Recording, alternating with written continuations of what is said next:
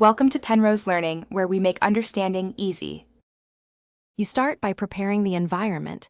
Install Python 3, 8 to 3, 10 and Git, and add them to path so commands work in any shell.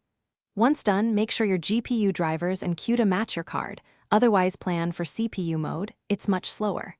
Next, clone the Avatarify repository, create a virtual environment, activate it, and pip install R requirements. TXT. These steps give you reproducible dependencies and isolate libraries, which prevents conflicts with other Python projects on your PC. Now you fetch and place model weights into the models folder. Avatarify needs those neural nets to map expressions, so don't skip it. Then install and enable a virtual camera. Use OBS Virtual Cam or the Avatarify bridge so other apps accept the transformed feed. Once the virtual camera runs, open Avatarify, select the webcam as the source and the virtual camera as the output.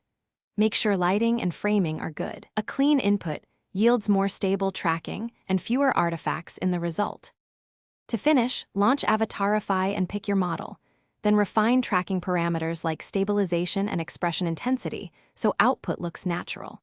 If performance lags, reduce resolution, enable half precision where supported, or ensure GPU is selected to speed up inference.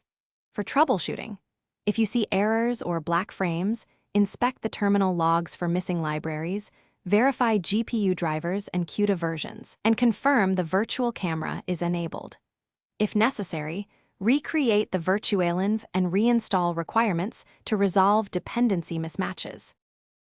Thanks for watching. If this was helpful, leave a like and consider subscribing. See you next time.